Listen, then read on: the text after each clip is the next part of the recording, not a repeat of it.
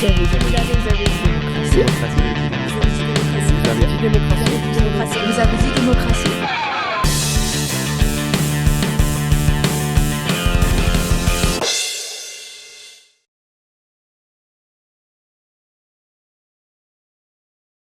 Le dernier mot ne doit pas être à la rue, il doit être au Parlement, puisque les parlementaires ont été élus par l'ensemble du peuple. Et donc, je considère qu'une minorité dans la rue, même si elle est nombreuse, ne doit pas se substituer au Parlement qui reflète la démocratie générale d'un pays. À partir du moment où ça représente l'opinion de toute une population, d'autant plus que je crois que ces pétitions marchent très bien, très fort. J'y ai répondu personnellement aussi. Donc oui, ça devrait être pris en compte par le gouvernement, évidemment, largement.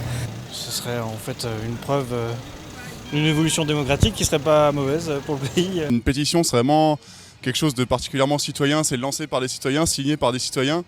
Du coup, ce serait stupide de ne pas pouvoir lancer le débat autour de ça. S'il y a une pétition, ça veut dire qu'il y a une demande par rapport à la chose signée. C'est quelque chose qui doit alerter le gouvernement, je pense, quand même. Donc c'est une démocratie, donc c'est la majorité qui l'emporte. Si on se dit, oui, mais quand même, malgré tout, la rue, le Parlement est divisé, est-ce qu'on aura une majorité, etc., etc. Au final, je trouve qu'il faut redonner la parole au peuple. Et à ce moment-là, un référendum. Certains parlent aussi de remettre en cause certains mandats. Et là, c'est à nouveau, pour moi, c'est le peuple qui a le dernier mot pour la démocratie. Après, ce sont plutôt ses représentants élus, mais pour moi, jamais la rue. Ça doit être analysé obligatoirement par le Parlement parce que c'est le jeu de la démocratie. Ah, il faut que j'improvise comme ça. Une pétition sur le net, on ne peut pas vraiment vérifier qui est derrière. Et une personne ou un groupe peut faire 20 000 clics à lui seul, quoi. Donc, pas évident. J'ai cru que vous étiez là pour le défilé aussi. Ah non, c'est...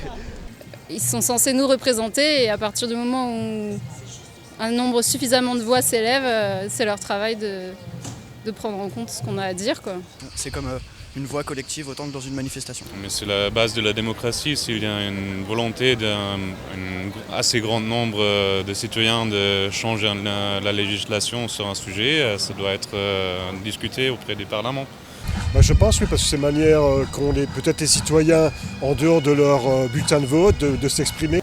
Même si la rue peut exprimer quelque chose, bien sûr, on ne va pas lui interdire, mais si on commence à donner la parole uniquement à la rue et que ça devienne le mode de décision, ça gomme aussi le rôle des institutions qui pour moi sont prioritaires en démocratie. C'est quoi la question là? Mais c'est vraiment... Vous en pensez quoi, vous ?